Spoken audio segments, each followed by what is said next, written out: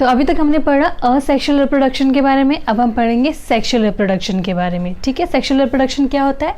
Sexual reproduction takes place by the fusion of male and female gametes. तो जब male and female gametes fuse होते हैं तो sexual reproduction होता है। ठीक है, डायग्रामेटिकली समझेंगे। ये जो ग्रीन वाला है वो मेल गैमेट है, जनरली स्पर्म जो होता है वो मेल गैमेट्स होता है।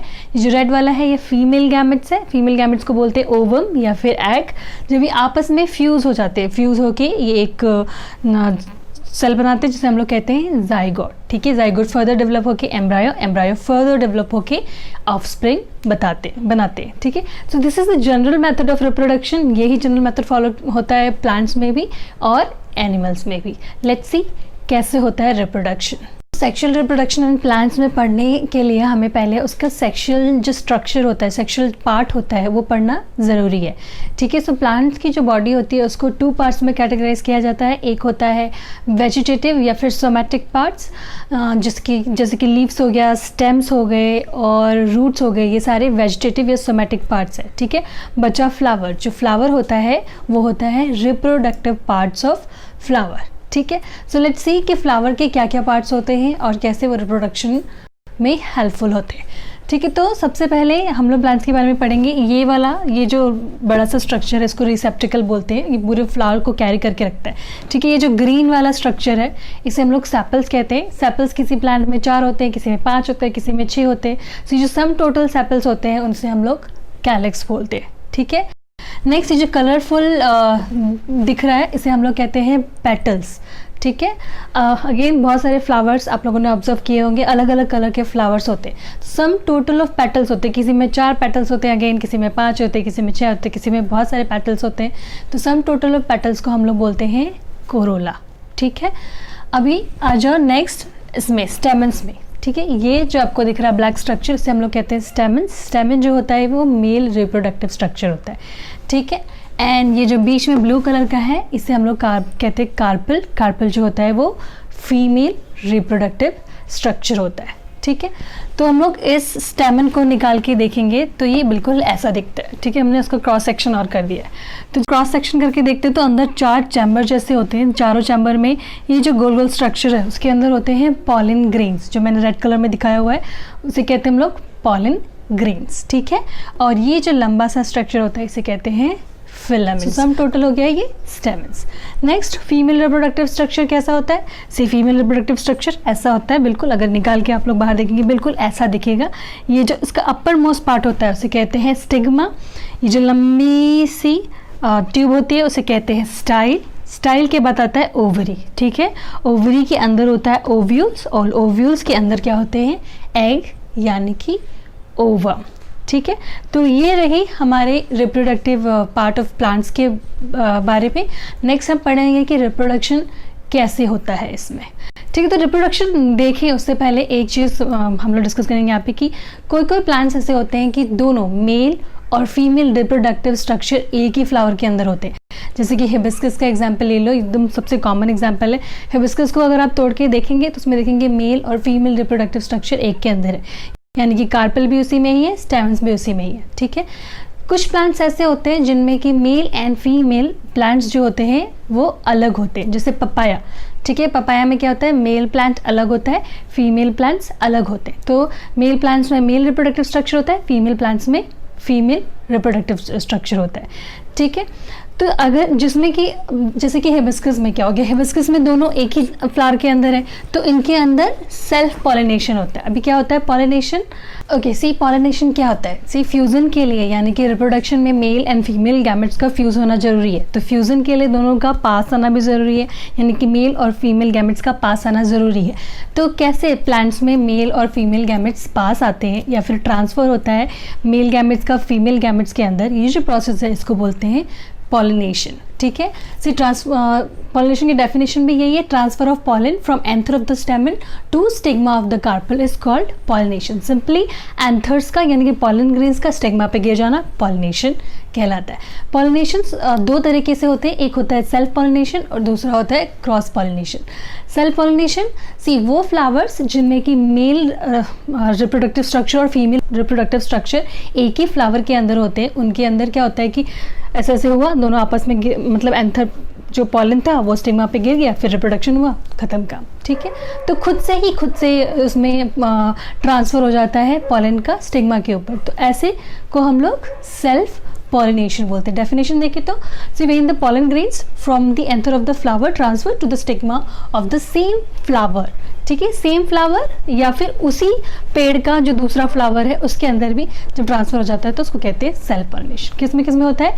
चाइना रोज यानी कि फेमस एग्जांपल है हिबिस्कस, टोमेटो, पोटैटो, इन सब में सेल्फ पॉलिनेशन होता है।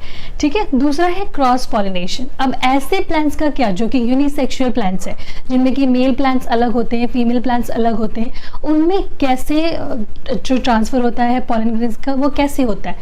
ठीक है, तो उससे हम लोग कहते हैं क्रॉस पॉलिनेशन। अगर डेफिनेशन देखें तो when the pollen grains of a flower of one plant are transfer to the stigma of the another similar plants is called cross pollination.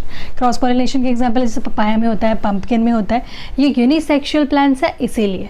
ठीक है, सो क्रॉस पॉलिनेशन बहुत तरीक़ों से होते हैं। सो क्रॉस पॉलिनेशन हवा से होते हैं, बर्ड से होते हैं, इंसेक्ट से होते हैं, बैट से भी होते हैं और पानी से भी होते हैं। ठीक है, तो जो पॉलिनेशन विंड से होते हैं उसको बोलते हैं एनिमोफिली, जो बर्ड से होते हैं उसको बोलते हैं ऑर्निथोफिली, जो इंसेक्ट से होते हैं वो उसको बोलते हैं एंटेमोफिली, एंड जो वाटर से होते हैं ऑब्वियसली उसको हाइड्रोफिली बोलते हैं। एक लास्ट है जो बैट होते हैं उनसे भी होते हैं क्रॉस पॉलिनेशन, उनको बोलते हैं कीरोप्टेरोफिली। ठीक है, तो ये this is the various means जिससे कि क्रॉस पॉलिनेशन होता है। बेसिकली अगेन इनके बॉडी पार्ट्स में कहीं ना कहीं पॉलन चिपक जाता है। जब ये दूसरे सिमिलर फैमिली के दूसरे प्लांट्स में जाते हैं, सिमिलर प्लांट के दूसरे काउंटर पार्ट सेक्स पे जाकर बैठते हैं तो उनमें पॉलन गिरा देते हैं और फैसिलिटेट करते हैं पॉलिनेशन को, प्रोसेस को। हो गया पॉलिनेशन, गिर गए पॉलन ग्रेन्स जहाँ पे उनको स्टिग्मा पे गिरना था, स्टिग्मा पे गिर गए। अभी नेक्स्ट क्या होगा? फर्टिलाइजेशन होगा।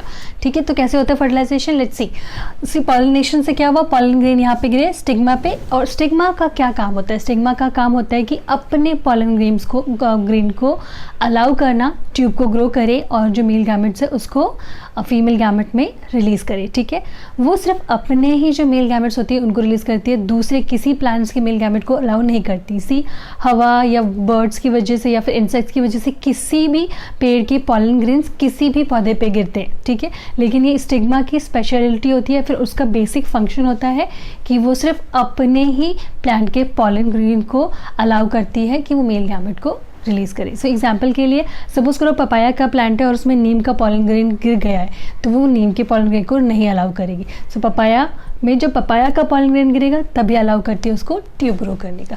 ठीक है, तो स्टिग्मा ने अलाउ किया, स्टिग्मा ने जैसे ही अलाउ किया उसने लंबा सा एक पॉलन ट्यूब ग्रो किया और पॉलन ट्यूब ग्रो करके जो मेल रिप्रोडक्टिव स्ट्रक्चर थे, सी यहाँ पे ये फीमेल न्यूक्लियस है और ये मेल गैमेट है। ठीक है, इन दोनों ने आपस में एक दूसरे को रिलीज़ कर दिया और बनाया जाइगोट।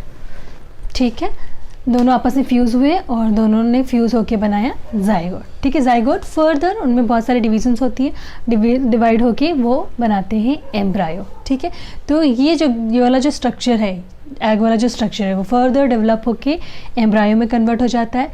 ये जो स्ट्रक्चर है ओव्यूल है, ओव्यूल एक हार्ड कवरिंग बनाता है जो सीड को प्रोटेक्ट करते हैं। ठीक है, ये जो ओवरी वाला स्ट्रक्चर है, ओवरी जो है वो फर्दर डेवलप होके फ्रूट बन जाता है। बाकी ये जो पार्ट्स ऑफ प्लांट्स है, बीट, पेटल्स, एप्पल्स हो गए, वो सब गिर जाते हैं।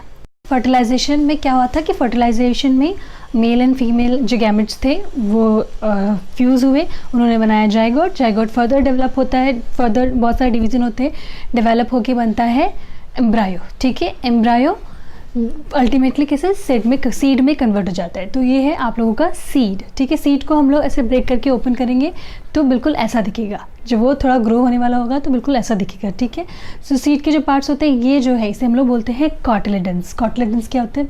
जनरली कॉटिलेडन्स फूड कंटेन करता है इस ग्रोइंग बेबी प्लांट्स के लिए। ठीक है, इसमें भी दो पार्ट्स होते हैं, एक जो ऊपर में ये ग्रीन कलर का है उसे प्लूम्यूल बोलते हैं। See plumule is part of the baby plant in seed which develops and shoot with leaves called plumule. ये डेवलप होता है शूट्स में और रूट्स में। ठीक है, नीचे वाला जो रेडिकल है, रेडिकल किस में ग्रो होता है? अगेन शूट और लीव्स ऊपर वाले हो गए तो बच्चा वाला जो बच्चा है रेडिकल वो किस में जाएगा? रूट्स में ग्रो करेगा। ठीक है, जब ये लोग ग्रो कर रहे होते हैं तो ये जो कॉटिलेडन्स होते हैं ये इनको खाना प्रोवाइड करते हैं। ठीक है। तो जब भी हम लोग फ्रूट्स खाते हैं, हम लोगों के हाथों में जो बीज आते हैं तो हमने देखा होगा कि वो बहुत ही ड्राई होते हैं, बहुत ही सूखे होते हैं, ठीक है। तो उस पोजीशन में वो लोग डॉर्मेंट होते हैं। तो ऐसे में उनको जो बेबी प्लांट्स होता है वो सो रहा होता है। जैसे ही उनको फेवरेबल कंडीशन प्रोवाइड की जाती है, यानी कि इनफ पानी, इनफ मिनरल्स जैसे प्रोवाइड किया जाता है, जैसे हम लोग उसको ज़मीन के अंदर डाल देते हैं और पानी डालना शुरू करते हैं, तो उनमें से जो बेबी प्लांट होता है वो ग्रो करना शुरू कर देता है, ठीक है। एक चीज़ बहुत ही इंटरेस्टिंग है जो कि हमने नोटिस करी होगी कि बारिश के टाइम में देखना कि बहुत सारे छोटे प्लांट्स उगना शुरू कर देते हैं। क्योंकि वैसे जनरली बहुत फर्टिलाइजेशन होता है, फर्टिलाइजेशन होकर बहुत सारे सीड्स बनते हैं और उड़ के इधर उधर पेड़ से नीचे गिर जाते हैं, ठीक है।